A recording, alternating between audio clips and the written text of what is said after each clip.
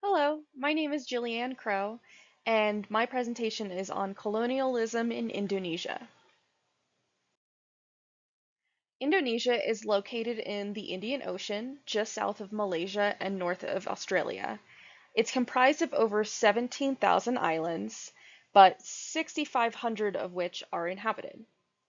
The official language is Indonesian, but there are over 700 indigenous languages spoken throughout the country. The definition of colonialism is when one power tries to control a region of people who are dependent on them. Oftentimes, it is used to exploit a country's resources or people and displace them. It is closely linked to imperialism and can even be traced all the way back to 1550 BCE. One example is when the European colonists came to the Americas and stole the land from Native Americans who were either enslaved or killed.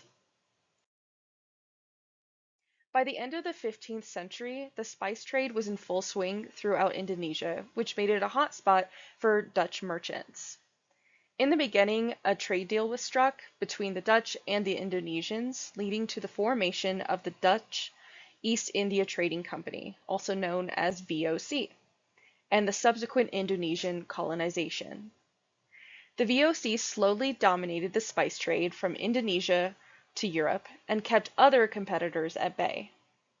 In 1799, the Dutch government gained the VOC's assets and Indonesia became an official colony of the Netherlands. During this colonial rule, the people of Indonesia were exploited for their labor and their crops.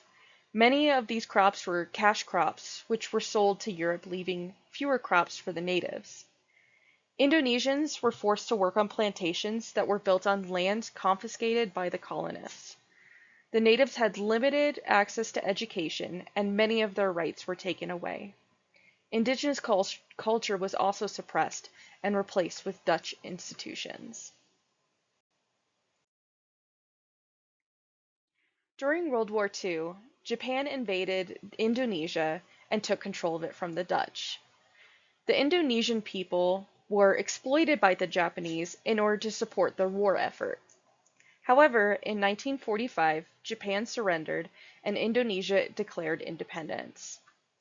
The Dutch tried to reassert control over Indonesia, but due to pushback from American and European powers, they relented and Indonesia officially became an independent country in 1945. After becoming its own sovereign nation, Indonesia suffered from internal power struggles.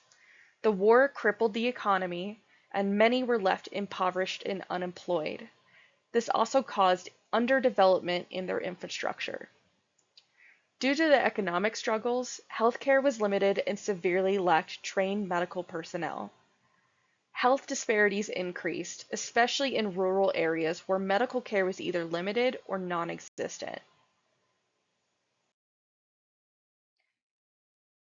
National health insurance was implemented in 2014, but the health disparities still persisted.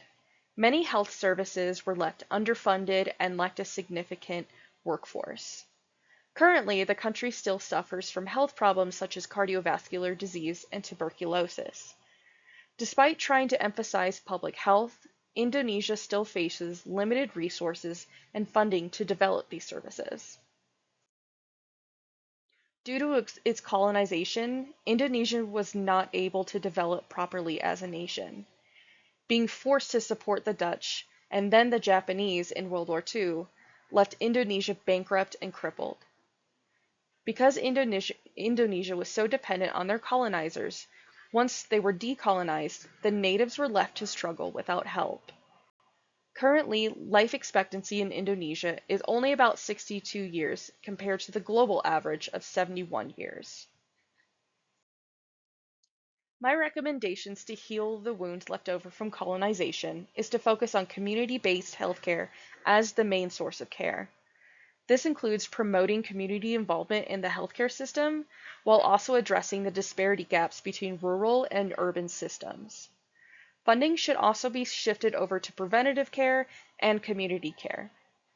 It's also important to incorporate traditional indigenous practices along with Western medicine, and finally provide cultural sensitivity training for healthcare workers to root out discrimination left over from colonization.